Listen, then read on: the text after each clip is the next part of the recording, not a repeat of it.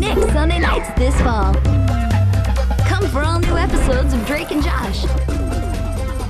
Well, hello everybody. How's it going? My name is Johnny Cassidy, but you may legally be obligated to call me Johnny 2000, based on my YouTube channel. So I basically am a DVD collector, but I do like to have unnecessary opinions, as everybody does. So, without further ado, I am going to share another opinion that blatantly nobody has asked for. I wanted to rank the top 10 teen sitcoms across all mediums. These are not objective facts. This is just kind of how I experience these shows. You'll notice some flaws like missing shows or slightly out of the time range, but it's just because I'm kind of sticking to my own personal opinion. We are focusing only on the teen shows, not necessarily the ones that are outside of kids' channels like Malcolm in the Middle or any of those shows. We'll focus on specifically like Disney Channel, Nickelodeon, those teen shows. So what are live-action sitcoms? Live-action sitcoms are situation comedies. They're like television shows that feature real actors in a scripted scenario. Those shows typically center around a specific set of characters in a consistent environment, like a home, school, or workplace. The format is known for its episodic structure, usually with standalone episodes that are lighthearted and humorous. These shows often focus on like teen-related themes like friendship, relationships, work-life dynamics, and delivering humor that appeals to broad audiences. Now, what are the ones for kids specifically? The ones for kids specifically, they have a lot of the same traits as adult sitcoms, but tailored to younger audiences, like themes that more so resonate with kids and teens, like school exaggerated scenarios with over-the-top humor. Shows on networks like Disney Channel and Nickelodeon usually feature young protagonists, often played by relatable or aspirational characters kids could embody. The humor is always family-friendly, with jokes that kids find funny and also are adored. Really admire about teen shows is like they're always written from the perspective of a teenager. And I would say some of the best sitcoms like really lean into the nuances of like teen life, like the way somebody looks at you, or an insecurity that they would only have in this specific generation at this point in time, and aren't afraid to kind of go absurd with the humor. Like, what would a teenager at this time find funny? And what kind of hijinks can these characters get into that would actually really draw in teen audiences? Because you're adults writing for kids, so it's really easy to fall into that pandering category, but these are shows that I think actually really safely do a really good job at not only complementing the medium of teen sitcoms, but also go above and beyond of making their own unique twist and vision for it. Now, I am going to be giving you my unwarranted opinion about all of these shows. Now, keep in mind, it is limited to the amount I've seen, and it is very personal to me, so therefore my opinions will be very vague and unnecessary. But as a DVD collector, it's important to know my expertise. And now remember, this is just my opinion, but I do advise it be taken very seriously. Now, it looks like first we're going to start off with number 10, which is going to be... You started that fight! You calling me a liar? I ain't calling you a truther! Drake and Josh! So Drake and Josh was on Nickelodeon from 2004 to 2007. Bottom of the list, but definitely a really good show. There's about 4 seasons, 57 episodes. It's on the list because Drake and Josh was kind of a staple for teen sitcoms. Like, they had a lot of funny sibling dynamics, absurd humor, memorable catchphrases, and it takes number 10 because it's the influence and how many people like really remember it. And this was definitely one of the things I would turn on when I was little, despite some recent news. Maybe someday you'll get a fan letter like everyone else. Me, Zora, Grady, Nico, Marshall, me. And it's time for number 9! Sunny with a Chance. It was on Disney Channel from 2009 to 2011. It had 2 seasons with about 47 episodes, and we're not going to talk about what happened with the 3rd season.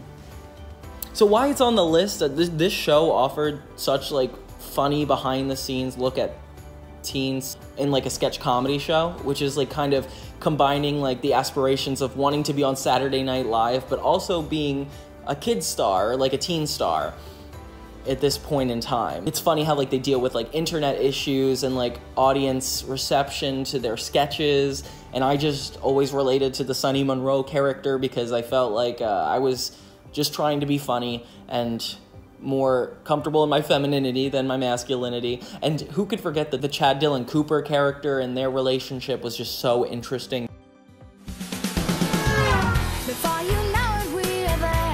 Now here's a bit of an unexpected one. Number 8 is Naked Brothers Band. This one is usually forgotten. It was a Nickelodeon from 2007 to 2009. It had about 3 seasons and 42 episodes. So I forgot about this until like very recently when I was like re-looking in the seasons 1 and 2 DVDs for this show. And I learned a lot about this show that like one, it was filmed, it wasn't filmed in California like usual. It was kind of like it was written with like a lot of heart. And not only is it interesting because of its mockumentary style and catchy songs, it resonated with kids because it just felt so real.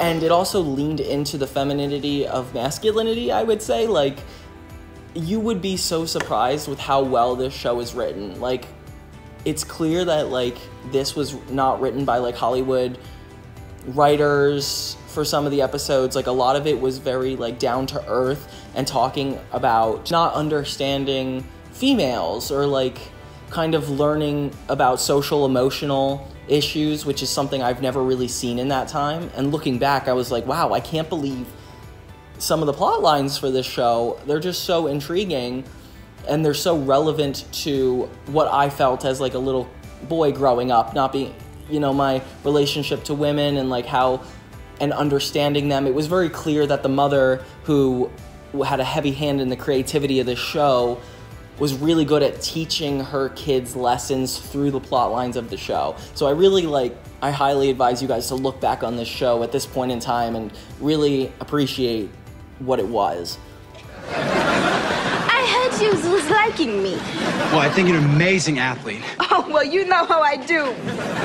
Hey, would you want to work out together sometime? Oh, and we got a classic. Number 7, That's So Raven.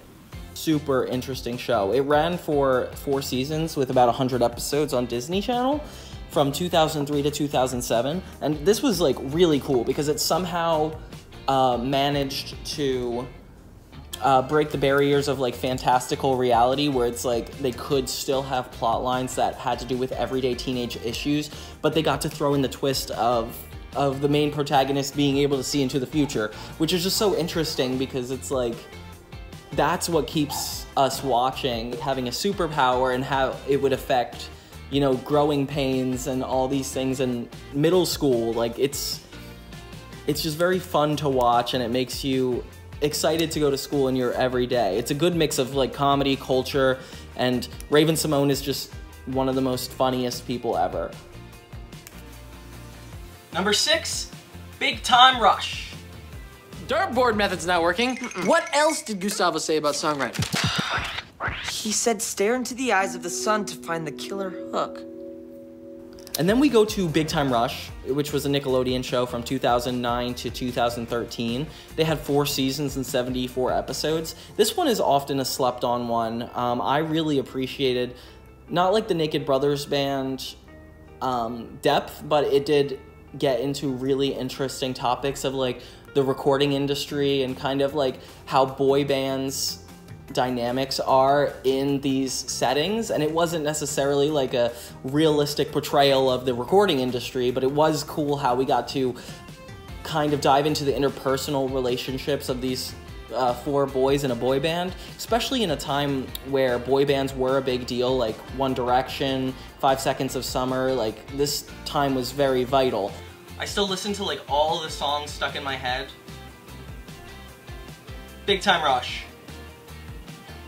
And their music was just so good. I now know that they actually had a heavy hand in writing songs for the show, which I thought is even more authentic of it. It's kind of like That's So Raven in the sense that, like, imagine you have these everyday issues of a teenager, but it's pulled to 10,000 because of one specific thing. The boy's getting into a whole career in music. And I really like how they set up season arcs that show a goal of Big Time Rush, you know, trying to either do a CD or going on a promotional tour. Like, it was always anchored in an overall arcing goal, which is why it's a little bit higher on that than That's So Raven for me, because I am a sucker for overarching goals and episodic goals. Number 5, I think, is going to be The Sweet Life of Zack and Cody. Look out! Look out! I can't stop! What is going on? If it's not one thing, it's Mama! Then number 5, we got The Sweet Life of Zack and Cody. It was on Disney Channel from 2005 to 2008.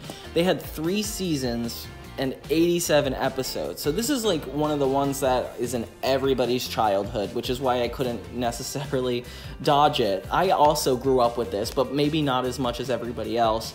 It was a Disney Channel classic, also because, you know, the same thing with That's So Raven and what eventually Wizards would be is this, What? How can you be such a jerk? How can you be such a jerk? Excuse me? Tell that jerk it's people like him who are killing our planet. I'd rather not. The fact that they live in a hotel, it's like every kid's dream, but still suffer with mundane teenage issues like relationships and you know, arguments with parents. It's so fun, and some of the funniest jokes ever are from these characters, like Mr. Mosby, London, like... How? Can you give me $50 million? I'll go check my piggy bank. Its broad appeal and memorable supporting characters, like, make it secure at its place at number 5. Number 4, True Jackson VP. Uh-huh. Yeah, it's a good show. Are you sure? This is what BFFs do. And BBSKs. So number 4 is True Jackson VP. It's Nickelodeon from 2008 to 2011. 3 seasons, about 60 episodes. This one was definitely a shorter life than it deserved. It was probably one of my favorites because it had all the elements of a relatable teen sitcom, but then also, you know, the main protagonist with a big dream and something like that other kids can aspire to be, like being so good at something that you could be a teenager and the top level at an entire company. And let alone just like the jokes are just so well written. It's like just as good as any of the adult sitcoms out there. The characters are super relatable and funny, and I don't know, it was definitely given too short of a life for how good it was. And they're also good on Big Time. They were good in the same way Big Time Rush was, where they set up full season arcs of like her, you know, kind of working her way up through this ranking and dealing with adults. Like, I loved how mature those plot lines got of teenagers having disagreements with adults. It definitely deserves to be number 4. Number 3, Wizards of Waverly Place. Oh, God. Then we go to Wizards of Waverly Place. It's been on Disney Channel from 2007 to 2012. They had 4 seasons and 106 episodes. So it's on the list because it went full throttle in all the magic and was pretty unapologetic with it. You know, unlike That's So Raven or all these other shows that do have like one fantastical element, this leans into all the fantastical elements. And it was nice because it wasn't like everybody was trying to do that. It was like Wizards of Waverly Place really owned the fact they were throwing a million superpowers at the wall. Like, it was all these other shows I listed, but times 100. And Selena Gomez is just so good at Alex Russo, and having a flawed main character, unlike an aspirational main character, just made it so much easier for comedy and fun. And obviously the dynamics between the kids and the parents, like, there was just something so magical about this show, unironically. And it really deserves to be the top 3 contender. Number 2, iCarly. Beautiful, I need the world to see. Number 2 I'm putting as iCarly. It ran on Nickelodeon from 2007 to 2012, which is exactly the same as Wizards. But they had 6 seasons and about 97 episodes. So iCarly is really stood out to me because, I mean, unlike the fantastical elements, like, it took the idea of technology and how social media was going and kind of predicted everything that it would eventually become. And I love that the first couple seasons, it did get a little off topic after season 3, but the first 3 seasons were pure gold of, like, just showing what these teenagers would go through. And, I mean, it wouldn't be so high if everything in that show didn't end up becoming a reality, like having, you know, super fans or only communicating to people through the internet. And it was just ahead of its time, and I will never get that out of my head, so that's why it's always going to be number 2 for me. And it was just so funny. It was like the humor of Drake and Josh with the cleverness of all the other Disney Channel shows. It was just somehow the best culmination of all these things. Number 1 spot. We're such big fans. We love your music. You're pretty. And number 1, well, I guess that makes it 2. 1, Hannah Montana. Hannah Montana. Yeah, Hannah Montana went on Disney Channel from 2006 to 2011, and it is no doubt to my friends that this is my favorite. They've had 4 seasons of 98 episodes, and the reason it's number 1 is, like, it was the ultimate teen show of its generation. Miley Cyrus was one of the best global superstars thanks to her role as Miley Stewart and her pop star alter ego. It is just so fun. It was like the core of where Wizards came from, where True Jackson VP came from, where you're putting, it's so high up because it was one of the shows that brought in this idea of a main character. To imagine you were Miley Stewart and hiding this pop star persona, but also dealing with the fame. It's like taking all the moral and ethical lessons from iCarly, but grounded in relatable themes and balancing normal life with fame. And I wouldn't have put it in number 1 if it was so cool how they fully had Miley's secret come out and dealt with the aftermath of that. It brought the show to a whole new level that none of the other shows on this list were even able to get to.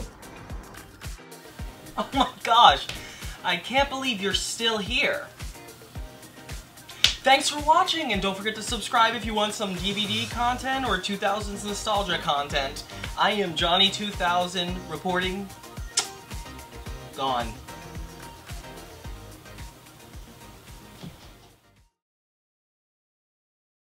What's up, everybody? This is Johnny 2000. Welcome back to another episode. Now, we all have those shows that we consider the best and the worst, and then we all have those episodes we consider the best and the worst. But when you're trying to get, like, a friend that hasn't seen the show into a series, you probably have opinions. You know, like the second season's the best, the third season's the best. That's kind of what I want to get into today. I want to tell you guys about some of the best seasons of television that I think really define the show. So I did the top 10 episodes of teen television, then I did the top 10 teen shows of the 2000s. Now I kind of want to do the top seasons of these shows. See, I just love talking about these shows. I can never get enough of, like, Ned's Declassified, Big Time Rush, Wizards. It's just so fun, so I'm gonna keep making videos like this. Similar to why I made the last video is, like, you know, the episodes as an art form, you know, the 10 or 20 minute, like, moments in time of these shows it was a lot of fun to kind of give them a space to be judged on their own. And I also think there's a lot to be said about seasons, like the seasons of the show particularly. So first we got Ned's Declassified season 3. So season 1 and 2 of Ned's Declassified are great, very establishing, and most shows I would say their first season could sometimes be their best, but I definitely think Ned's Declassified got into the nitty-gritty of the most interesting themes of the show in season 3. Like in season 1 and 2, like they got to do first day, lockers, like all the topics that you would associate with, you know, being with this middle school show. But I do think they started to shine when they started covering topics that were way beyond that, like the emotional and social issues of you know, Cookie, Mose, their relationships, and it really brought everything together. It was a great mix of like humor, friendship, and of course survival tips. I just loved seeing them talk about like graduation and like the scary stuff that comes with making the transition to high school, which I felt like, you know, shows like That's So Raven, Hannah Montana, Zach and Cody, like it was all like kind of a background part of their lives, school. But for Ned's Declassified, there are some people that school is their whole life, and the show was really good at kind of showing the characters' personalities, but also like emphasizing school's impact on growing up and development. It was the perfect wrap up to one of the most creative and helpful teen shows of all time, and I definitely love it. Next we have Big Time Rush Season 1. So I really love the later seasons of Big Time Rush, but I definitely feel like from a storytelling and art perspective, we can give Season 1 a really good score, because Scott Fellows made Ned's Declassified, and that was great because it was like talking about the middle school stuff. But now Big Time Rush is when things got a little bit more serialized. Like every episode was still episodic, but it was cool how they gave them an overarching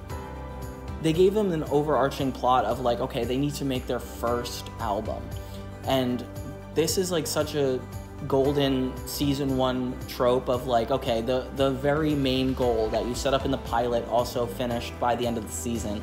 And they did such a good job at making that like a beginning, middle, and end in like a really mature way that most teen shows were not doing at the time. Like Unfabulous didn't set up a goal at the beginning of the season and finish it by the end. Neither did like iCarly, or there was something about Big Time Rush. They were somehow able to capture the comedy that Drake and Josh and Ned's Declassified had, but also prove that a beginning, middle, and end story really could do well for a season. And the characters were just so likable, and I just love how much they tried with this series. And I definitely think the writers, the actors, everything was at its peak in this season. And then we have Hannah Montana Season 3. So, love all of Hannah Montana, definitely. Season 3 is the most interesting because it's similar to Ned's Declassified. It's like when we got to get past the preliminary issues you would have as a teen pop star and start getting into the more growing up issues. Hannah Montana did such a good job at doing less generic type episodes and leaning into Miley's character as a part of her growing up, keeping the secret as Hannah Montana, and still attending school. Like it got extra funnier, it got more absurd. It really like had fun with it, and I had so much fun watching it growing up. I just remember this being the season where I was like, okay, cool, like we're aware of Miley's stakes, and now, you know, we're just kind of living through her. And there's just some really good episodes in here, like her learning how to drive, or you know, choosing somebody in the band to be with. Like there was just so many interesting plots. We saw a deeper dive into the identity and the challenge, especially the issue with identity, like where pop star comes in versus, you know, normal teenage girl, but like how that affects her identity. It like just feels like it's a deeper version of what the show started out as. And plus, all the songs were the best in this season. That's my bias, but it's true. Then we got iCarly Season 2. Season 2 is definitely the best season of iCarly because the first season did a really good job at setting up all the web show and internet issues, but the Season 2 really carried out like the more stake-driven plot lines. It got really weird after Season 3, so I would like say Season 2 is definitely the best because they had that special I Go to Japan, which is a really, right before Freddy's voice got a little deep. And like they had the most specials in this, like I Fight Shelby Marks, and Carly, Sam, and Freddy's antics basically reach so many new heights, and we get to see like how bad the internet really gets. So if I had to ever recommend like something as like a complete season, it would be iCarly Season 2. Especially since it's got like 39 episodes, I think. Then we got Zeke and Luther Season 3. So this is a show I never really got to talk about on this channel, but I really do like Zeke and Luther. It's kind of like Big Time Rush, with their goal of becoming the best boy band, but Zeke and Luther are trying to become the best skateboarders. And I don't usually see a lot of male-driven teen shows. To be a boy in your teenage years is very like rebellious, very like skateboarding, sports, and everything. But this show does such a good job at like drawing you in with the sports and the rebellion of like these two like characters, Zeke and Luther. But then it also ties in the emotional parts of life too, like identity and school, and it just does such a good job at being the bridge between like masculinity and femininity and these boys' insecurities to be the best. And I think they do slightly better than Big Time Rush in the sense of them trying to be in touch with themselves and their careers. This is definitely a really good show, and the comedy is really well written. I don't know the story behind this production, but there's just something about it that's so impressive. Now we got Zoey 101 Season 2. So Zoey 101 was very interesting. I definitely think Season 1 was a little bit of like a, you know, they were like missing a lot. Like, it was good to set up the world and everything, but with the characters moving around, it felt like it didn't really hit its stride until the second season. It's because the best part of that show is like kind of like how the kids get to live so freely and act like adults, and you kind of can take this whole, you know, the school part of it all is kind of like swept aside so you could focus on those things. And they were just so focused on the drama that this show really brought out in this season, like Zoe's relationships and how people relate to one another. It just gets a lot more intense in this season. So I would say like Zoey 101's best season is Season 2. Then we get to True Jackson VP Season 1. That is the best season of True Jackson's VP is definitely Season 1. It was the perfect introduction from the pilot to the season finale of how True Jackson's arc is and like what she's intending, you know, and just how well she's handling being a CEO. And with, you know, like with, it's so fun to watch her interact with the boss, and then Amanda, and then also her friends. Like Season 1 is just like really captured me at the time when the show was new, and I definitely look back and love that season the most. It's so fun to watch like a workplace setting go like crazy with this like kid in it. Then we got The Sweet Life of Zack and Cody Season 2. So Sweet Life of Zack and Cody Season 2, that's another one where it's like the first season was really good, but it didn't really hit its stride until the second season. Because, you know, they were so focused on this hotel idea, and I feel like at Season 2 they gave themselves permission to lean more into the characters outside of the setting. And, you know, Zack and Cody are just so good as like those Drake and Josh type characters where they're like kind of against each other. Their dynamic is just so interesting aside from the show, and I feel like the writing was definitely one of the most memorable seasons of the 2000s. Like, you can ask anybody and they'll always remember Sweet Life. And I would argue that like some of the best episodes and well-known episodes were in Season 2. Then I want to end with Sunny with a Chance. Sunny with a Chance definitely had its stride with Season 2. I loved the first season because it was like Sunny getting involved in show business and like kind of how it relates to her dream and her getting over that. But Season 2 is like when it kind of, you know, like some of the shows are really good with their introduction seasons, like True Jackson and Big Time Rush. Like, it's really cool to watch them start out. But in this instance, I definitely think it's interesting to watch where they're going, especially like with Sunny with a Chance. The main plot point is the relationship dynamic between Sunny, her castmates, and Chad Dylan Cooper, and they leaned into all of that for the second season, and I just love watching the sketches. It was like relatable. I definitely think Sunny with a Chance Season 2 is the absolute pinnacle of teen television. Oh, and they had so many good musical numbers that they actually did not have to have. Like, Don't Wear the Pants. Yeah, that was really interesting. The comedy was on point, and the character development added so much more depth to what made Sunny with a Chance such a fun show to watch. Thank you guys so much for watching. I appreciate it. And don't forget to subscribe to Johnny 2000.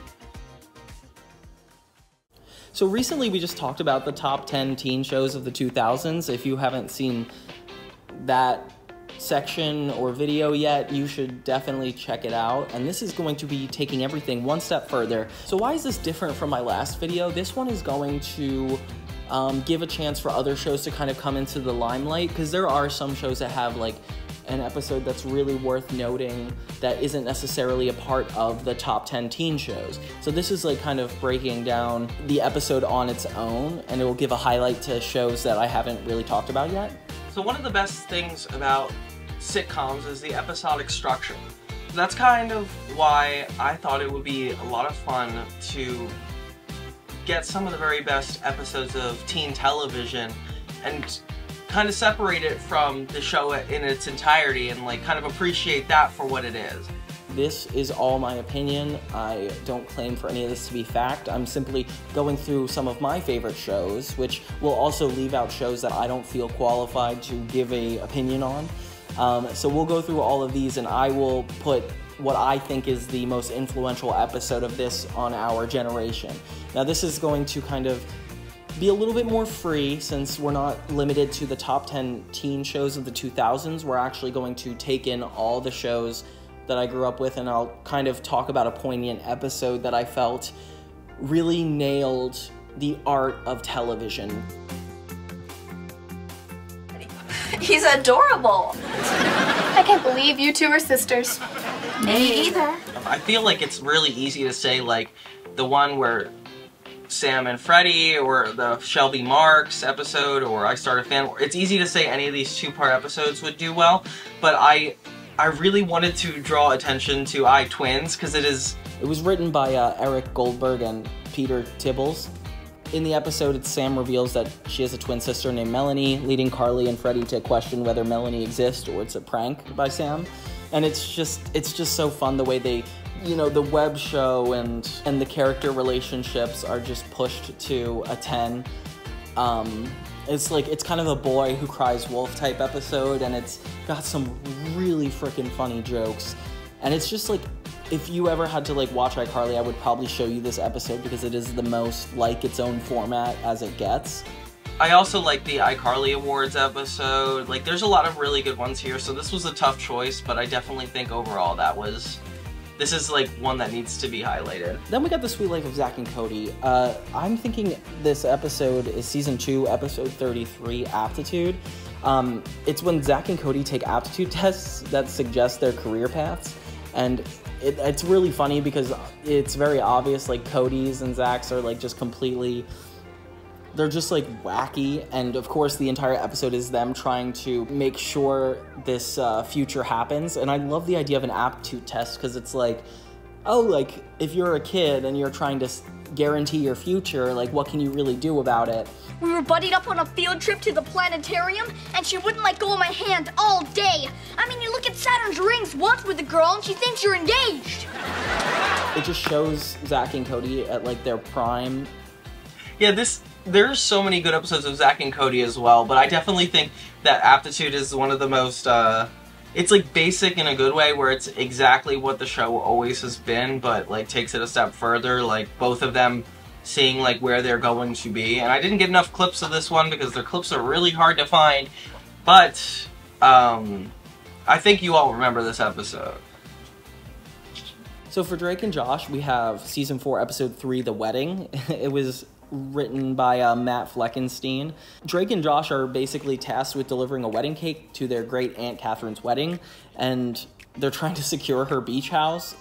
However, a series of unfortunate events, like a car breakdown, mugging, and cake accident, leaves them struggling to make it before the wedding.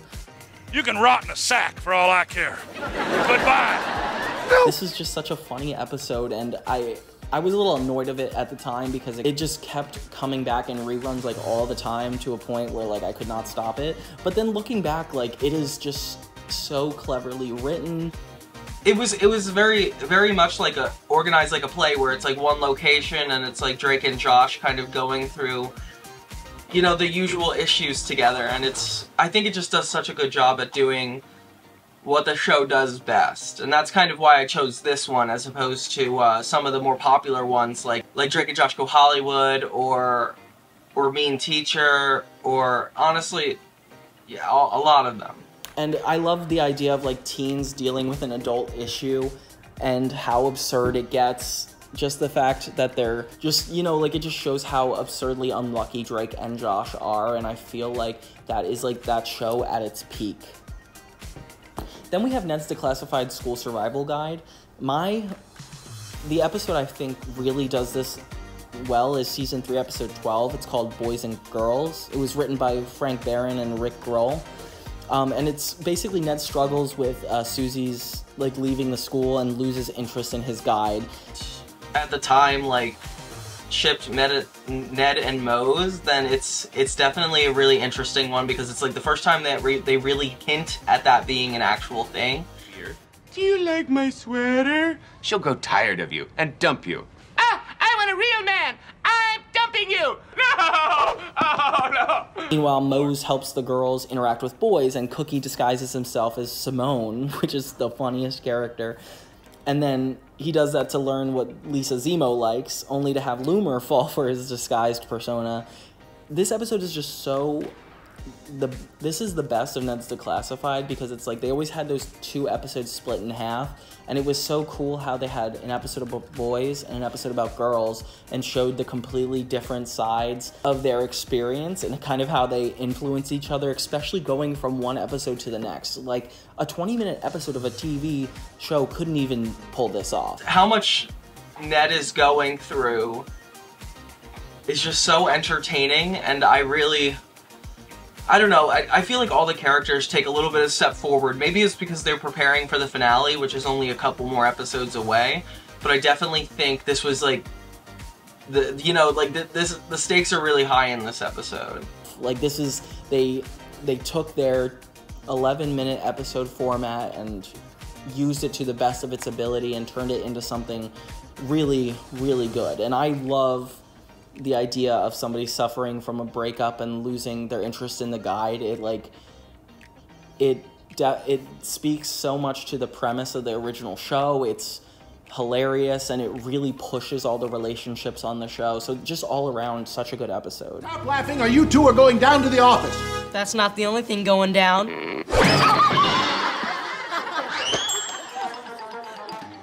The Naked Brothers Band I've talked about before, where it's written by, like, it's creatively involved by Nat Wolff and his entire family. Like, it's just so interesting how that show was kind of made.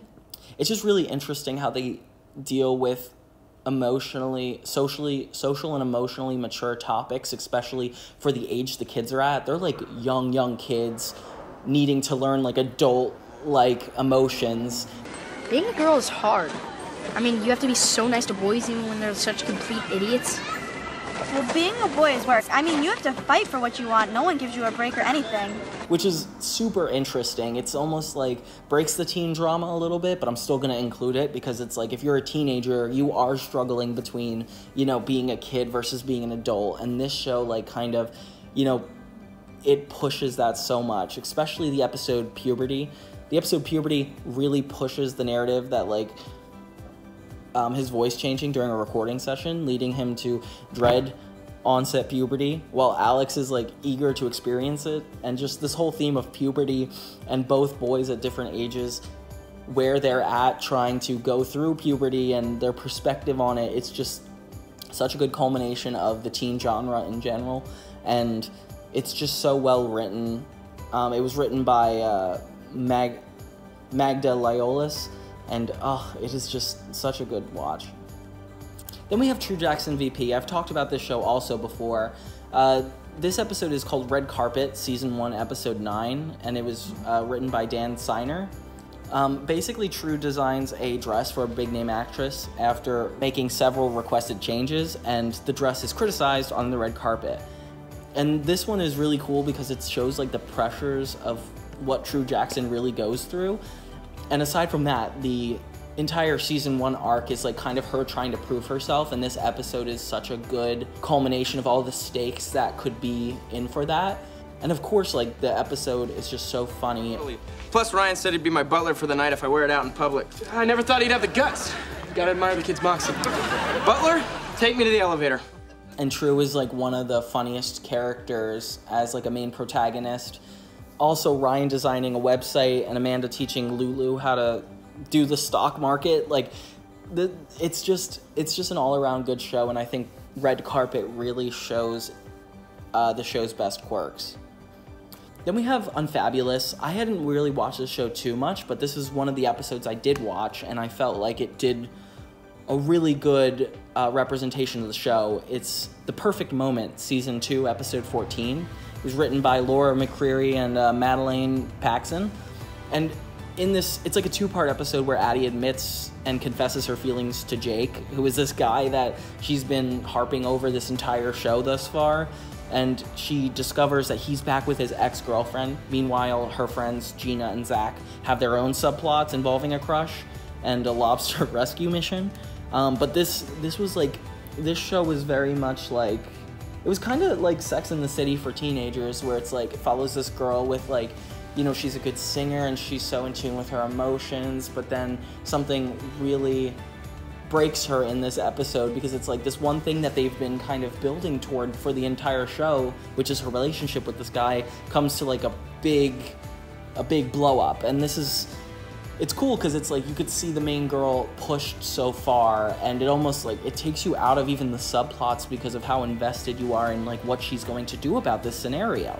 This is like a good show to watch overall. For That's So Raven, one of the most iconic episodes, it was Adventures in Boss Sitting. Donna Cabana Designs, Donna's temporary assistant, Raven Baxter speaking. Hey, Ray, what's up? Hey, Devon. Listen, Ray, I'm coming into town with my dad on a business trip, but we're only gonna be in town for tonight. This was one of the episodes that kept coming up on the, I don't know, if you didn't have Disney Channel on cable, it would go on, like, the regular Disney Channel on ABC every Saturday morning, and this episode was on constant repeat. I'm not sure if that's, like, you know, my bias of nostalgia, but I don't know, this episode is also pretty funny. So Season 4, Episode 8.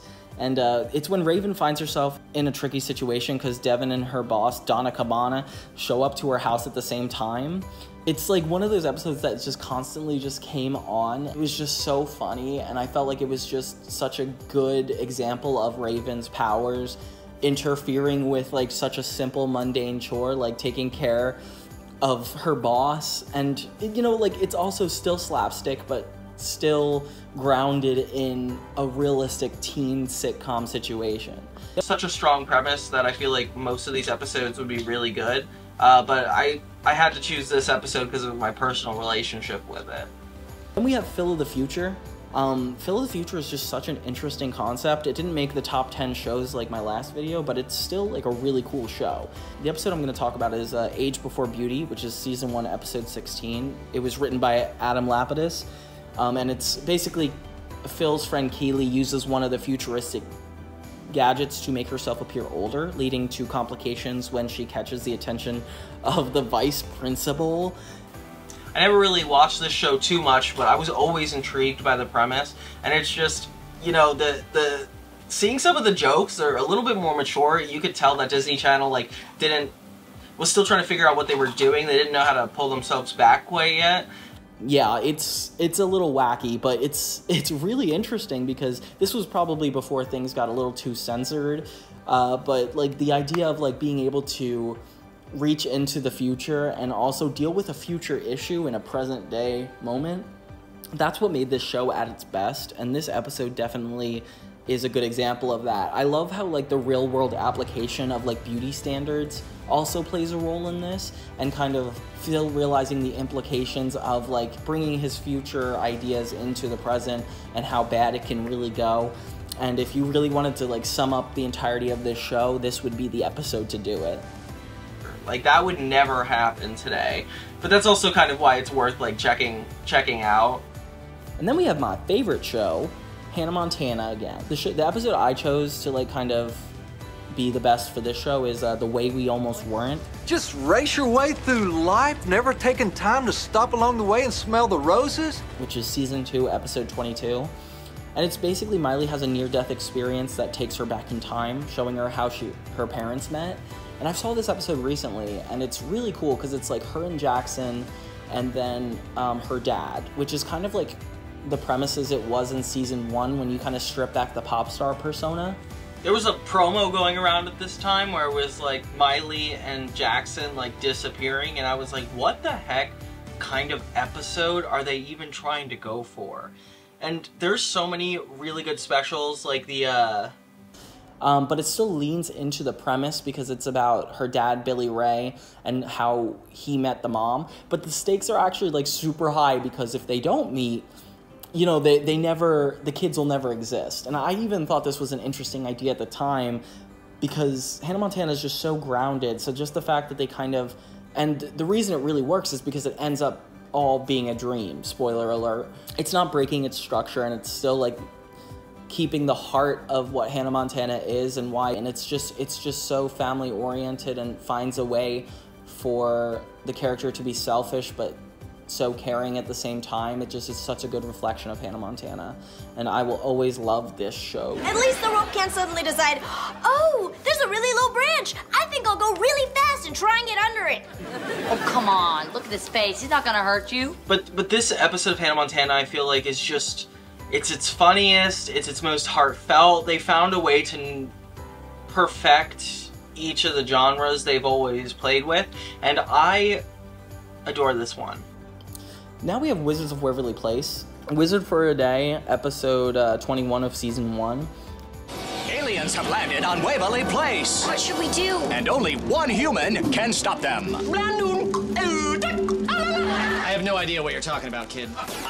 Justin wins a contest that makes him wizard for a day, and he uses it to run the restaurant for his family, but his decisions quickly spiral out of control. Like, Justin is probably one of the most interesting characters, and to combine it with like the magic of, you know, using spells that Wizards does so well, it's just so fun to watch this character you really enjoy deal with the magic implications of like this is a really responsible character. To see him actually like flustered and doing things incorrect, like it just adds such a complex layer to the trope of responsible older brother, as well as going with the premise of Wizards, you know, wizards and spells.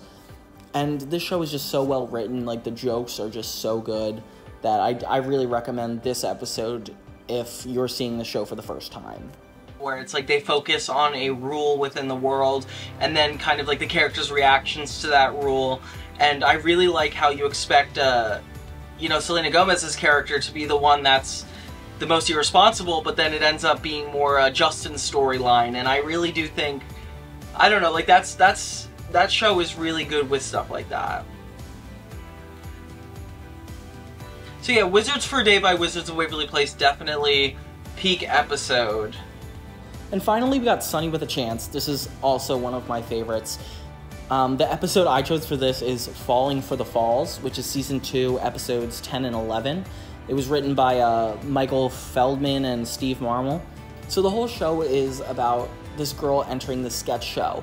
But one of the most interesting parts of this show is the competition between this comedy show and this drama show called Mackenzie Falls. And Mackenzie Falls has Chad Dillon Cooper, which is this really narcissistic teen heartthrob that him and Sunny are like mortal enemies. And it's so, the dynamic is so interesting because they are just such complex characters, and seeing them interact like each other and not like each other. Look, I'm tired of hearing about this. I will kiss Sunny when I'm ready. Okay, Mama, I love you too. And I would say this is the episode that Sunny actually starts to fall for him, and they did such a good job at like justifying why this character could fall for this other character. And it's sad to say that the show kind of went downhill after this, but I definitely think it's a test to how strong their relationship was, is that kind of was what the show was in general. And I love this show, so I would recommend seeing that. Then we have Big Time Rush. My favorite episode is Backstage Rush, which is season 3, episode 1, and it's written by Scott Fellows, the guy who made the show and who made Ned's Declassified.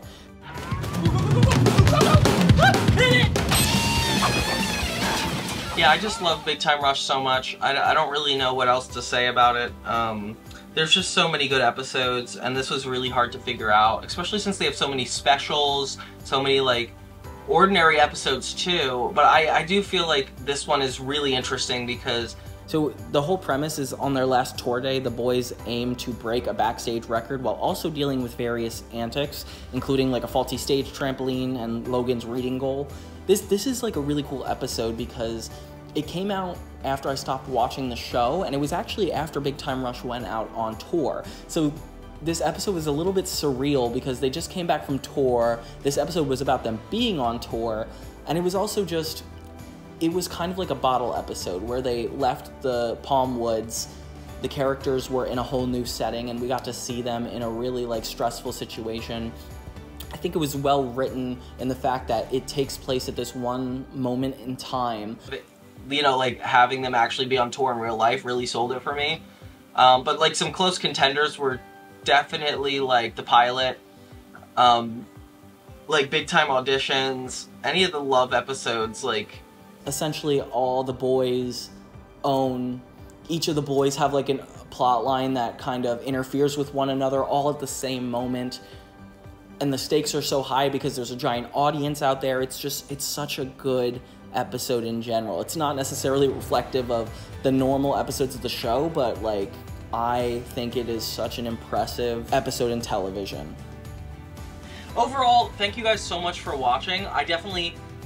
I love talking about television, and I really felt like we needed to give a highlight to some of these regular basic episodes, not in like a negative way, but like the episodes that really ruminate in the tone and feel of what the entire show should be. And I felt like it was really nice to kind of pull out a moment from each of these shows and kind of talk about what made them so good as a teen show in general. So anyway, thank you guys so much for watching, and I hope you tune in for more videos. I have a lot of opinions on how to make a good movie. Like, for example, the SpongeBob movie was a great movie. They managed to take the normal everyday characters and the episodic events into a plot that was undeniably needed for an hour-and-a-half feature film. And now we're going to look at the teen sitcoms that did that successfully. And I'm not talking about TV movies, I'm talking about attempts at full theatrical movies. I've always said that What's up everybody, this is Johnny 2000. Welcome back to another episode. Now, we all have those shows that we consider the best and the worst, and then we all have those episodes we consider the best and the worst. But when you're trying to get like a friend that hasn't seen the show into a series, you probably have opinions. You know, like the second season's the best, the third season's the best. That's kind of what I want to get into today. I want to tell you guys about some of the best seasons of television that I think really define the show. So I did the top 10 episodes of teen television, then I did the top 10 teen shows of the 2000s. Now I kind of want to do the top seasons of these shows. See, I just love talking about these shows. I can never get enough of like Ned's Declassified, Big Time Rush, Wizards. It's just so fun. So I'm gonna keep making videos like this.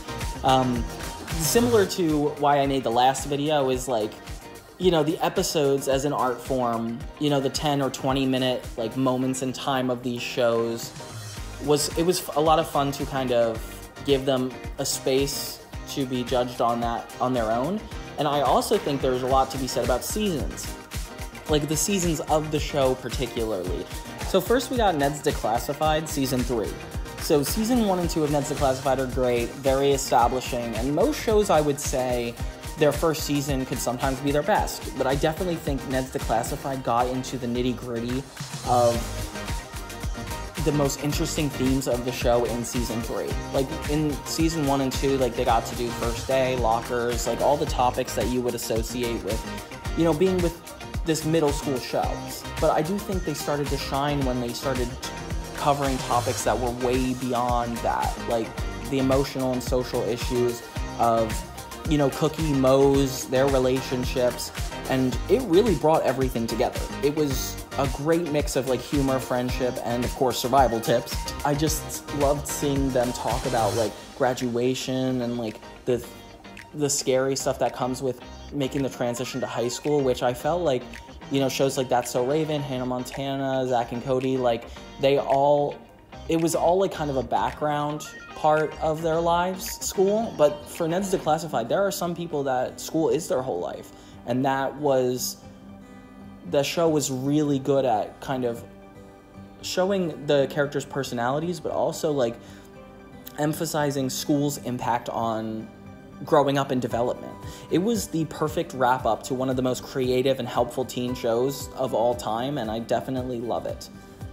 Next we have Big Time Rush Season 1. So I really love the later seasons of Big Time Rush, but I definitely feel like from a storytelling and art perspective, we can give Season 1 a really good score because Scott Fellows made Ned's Declassified, and that was great because it was like talking about the middle school stuff, but now Big Time Rush is when things got a little bit more serialized. Like every episode was still episodic, but it was cool how they gave them an overarching plot of like, okay, they need to make their first album. And this is like such a golden Season 1 trope of like, okay, the very main goal that you set up in the pilot also finished by the end of the season. And they did such a good job at making that like a beginning, middle, and end in like a really mature way that most teen shows were not doing at the time. Like Unfabulous didn't set up a goal at the beginning of the season and finish it by the end. Neither did like iCarly, or there was something about Big Time Rush.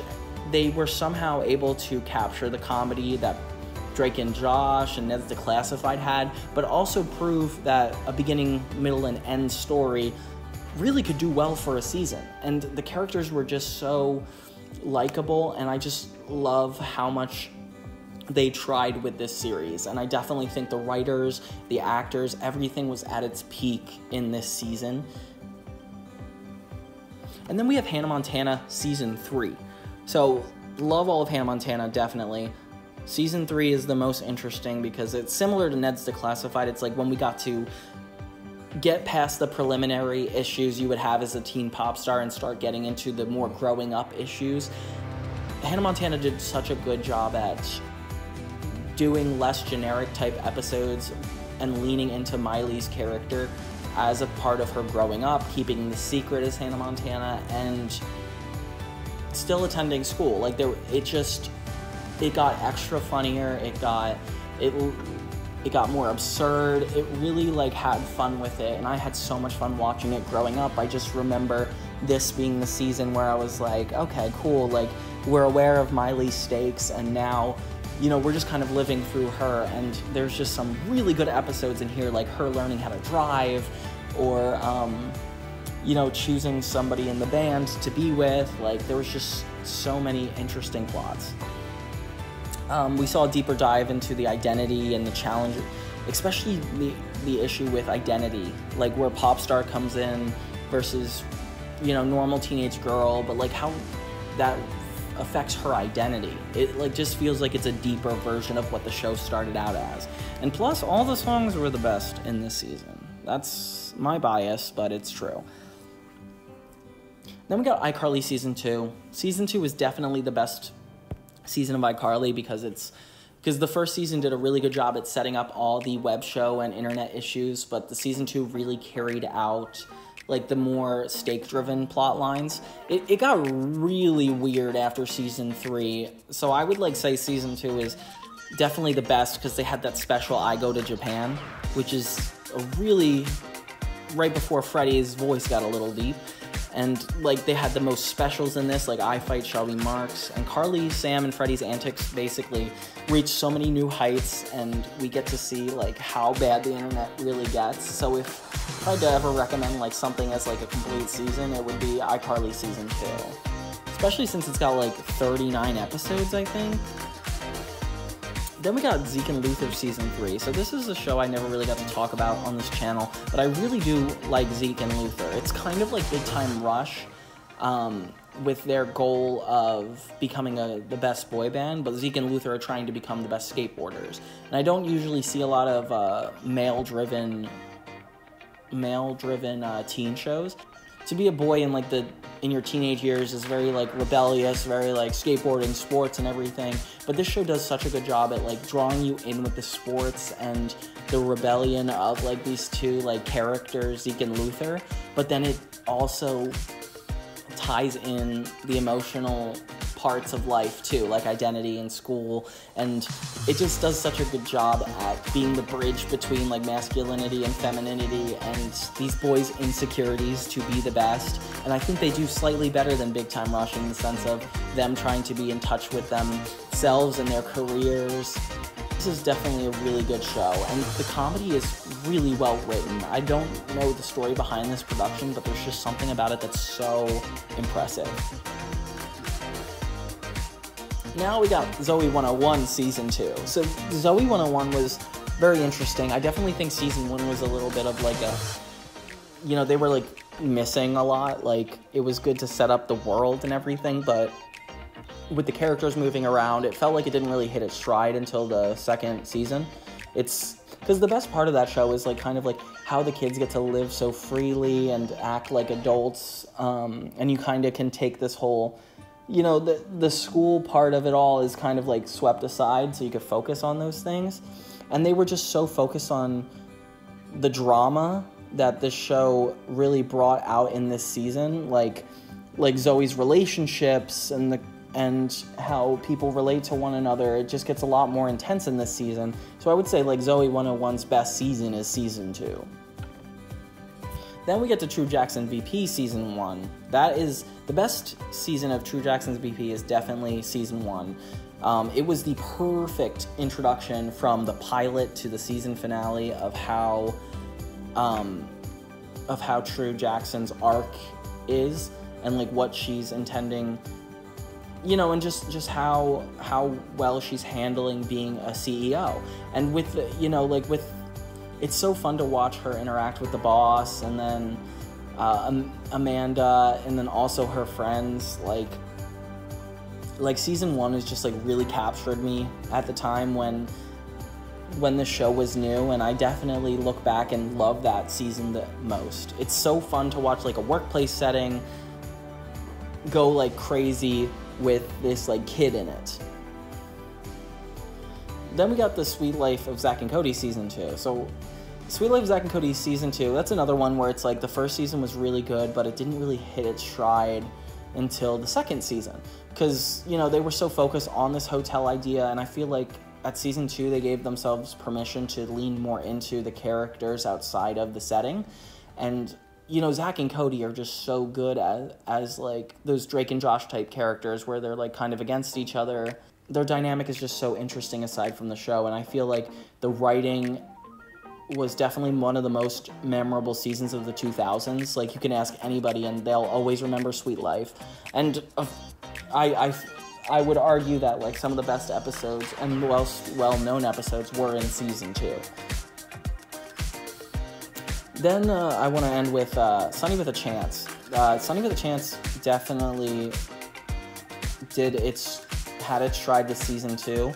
I loved the first season because it was like Sunny getting involved in show business and like kind of how it relates to her dream and her getting over that. But Season 2 is like when it kind of, you know, like some of the shows are really good with their introduction seasons, like True Jackson and Big Time Rush. Like, it's really cool to watch them start out. But in this instance, I definitely think it's interesting to watch where they're going, especially like with Sunny with a Chance. The main plot point is the relationship dynamic between Sunny, her castmates, and Chad Dylan Cooper, and they leaned into all of that for the second season, and I just love watching the sketches. It was like relatable.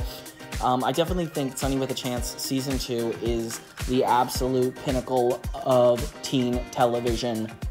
Oh, and they had so many good musical numbers that they actually did not have to have, like Don't Wear the Pants. Yeah, that was really interesting. The comedy was on point, and the character development added so much more depth to what made Sunny with a Chance such a fun show to watch.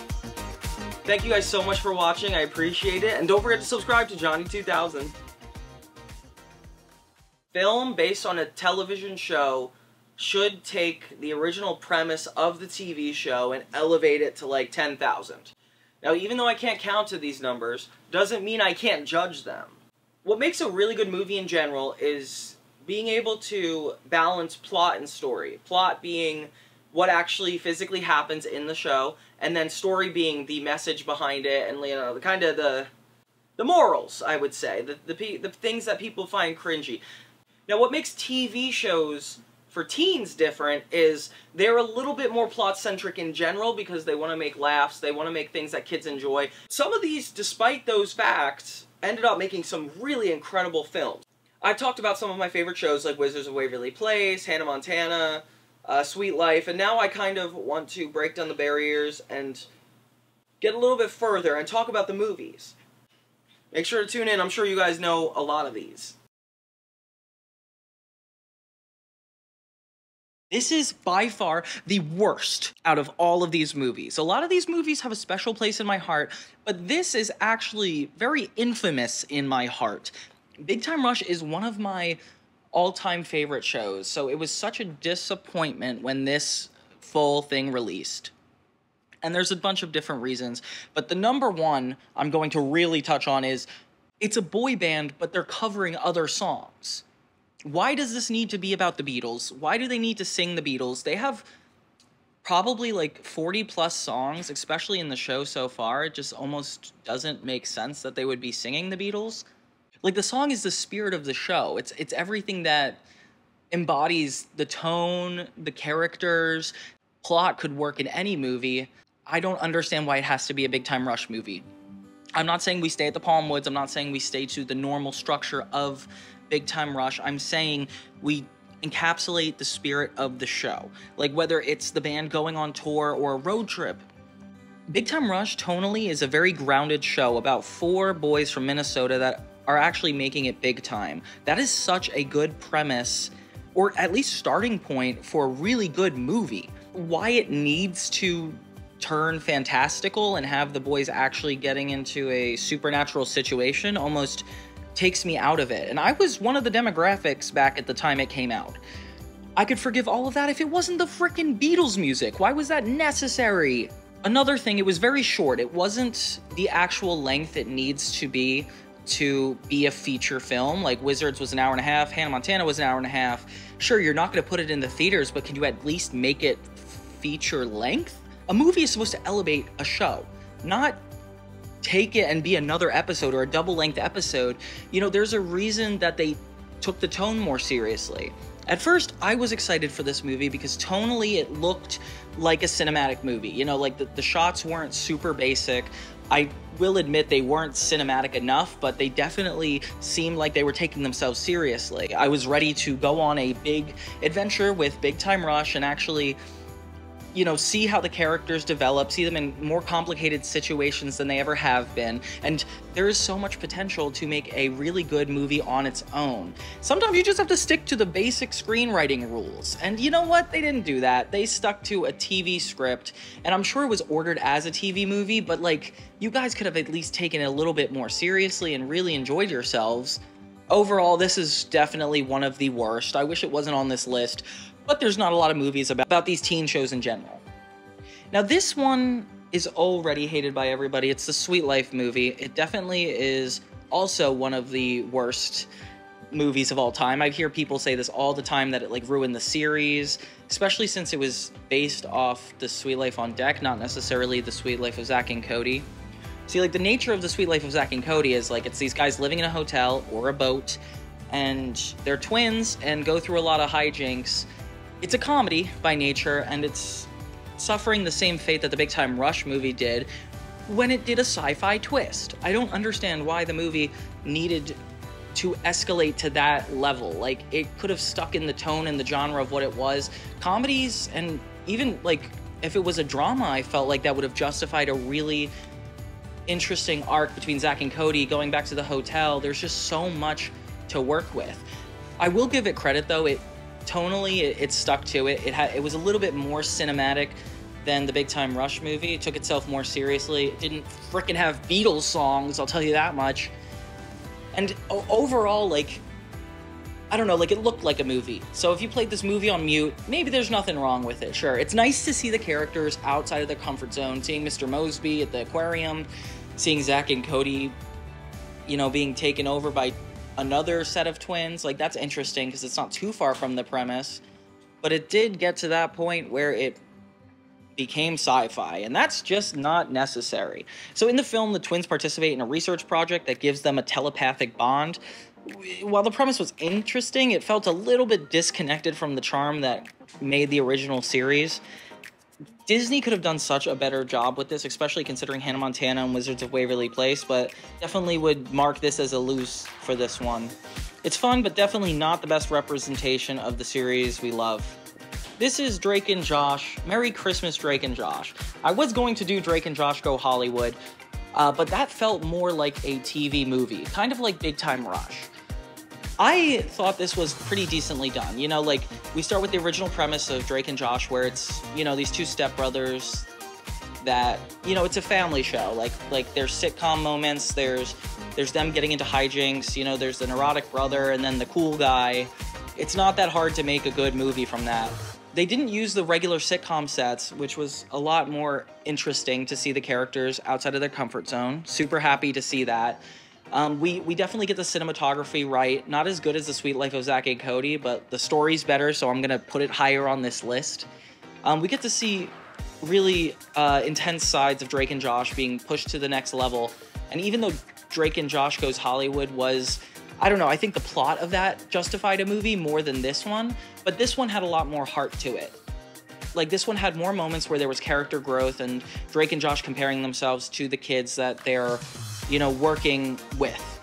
And since Drake and Josh never had an official series finale, it was good that they came back in a couple years with Drake and Josh a little bit older and a little bit in more mature situations. I love that they're still working at their same jobs and doing a lot of the same things they're used to doing, but then they take it to another level. And these kids are so good in this movie. They just really carry the whole film, and it's very, very funny, and that's all it really needed to be. These teen movies have a tendency to be so plot focused because they just think kids just want a little bit more mindless humor, a little bit more wacky, outrageous situations, and that's definitely true, but I don't think that's an excuse to cut off at all the emotional beats and like kind of like the message of the story. You know, it definitely felt really exciting, and I would put it higher than The Sweet Life and the Big Time movie. And now as we kind of go down, the list is going to get better and better.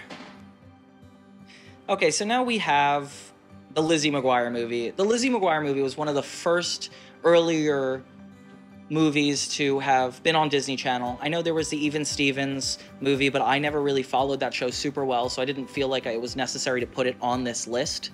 The Lizzie McGuire movie is cool because, you know, Lizzie McGuire is this quirky girl and all her friends going throughout high school life with this little cartoon character. I didn't see the show too much, but, you know, I saw the movie.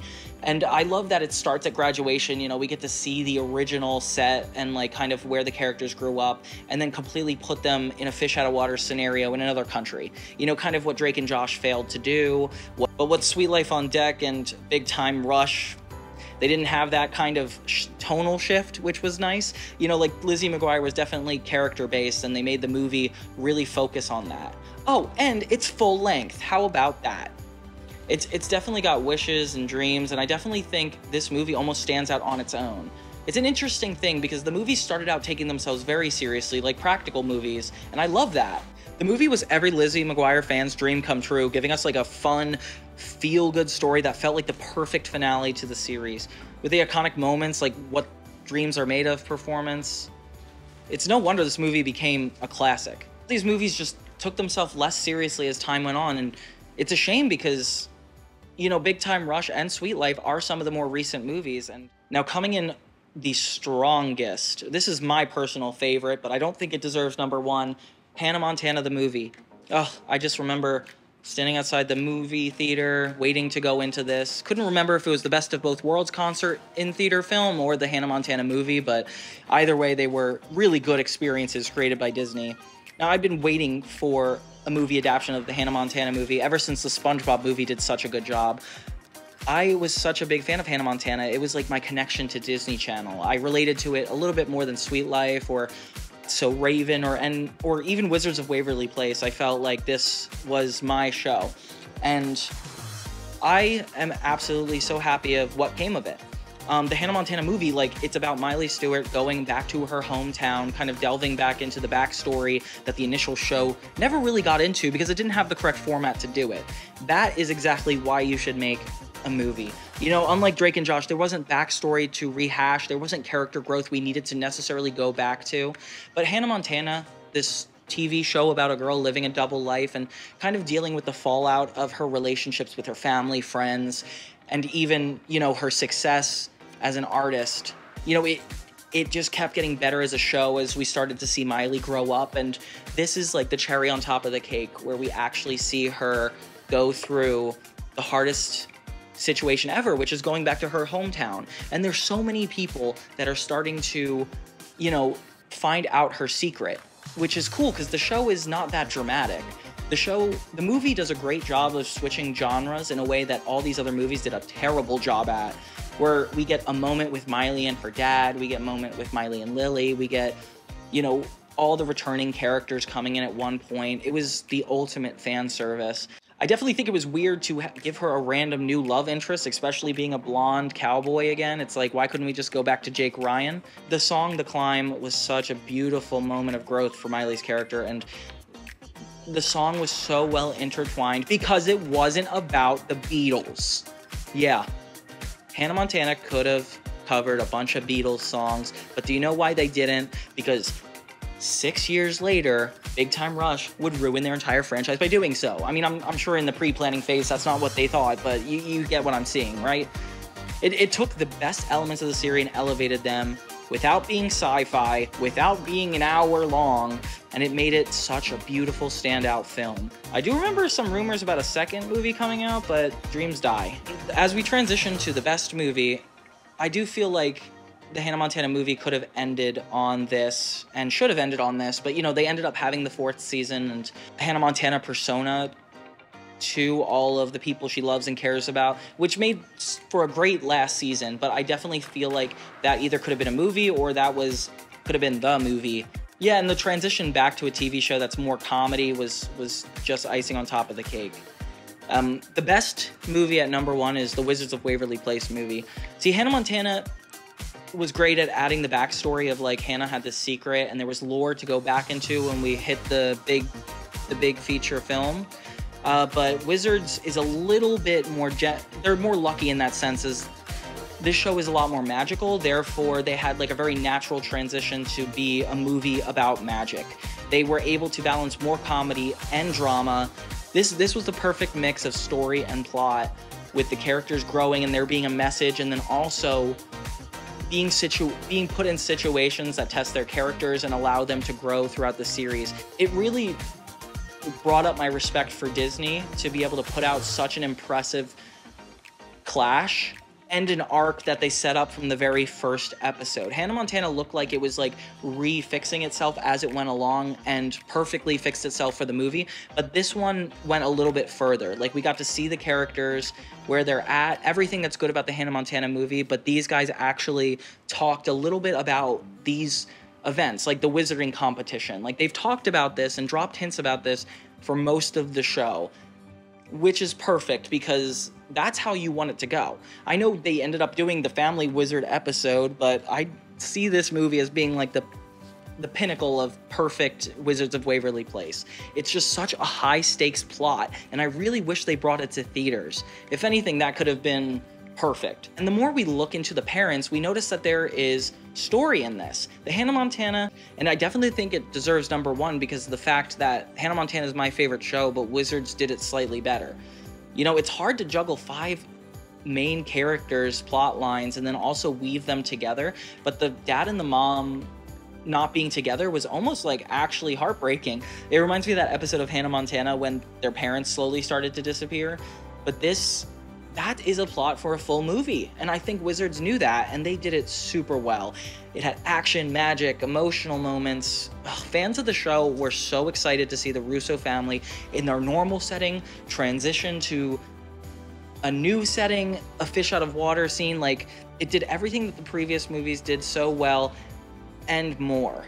And that's kind of why I would like to give Wizards of Waverly Place, the movie, the #1 spot of the best teen sitcom to movie adaptations.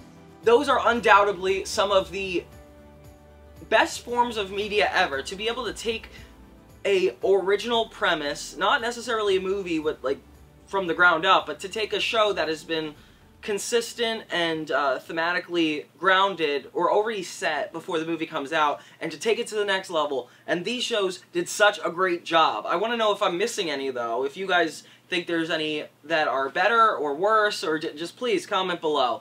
And in the meantime, click the like button, I don't know, hit the notification bell to get some more Johnny 2000s content. Have a good day.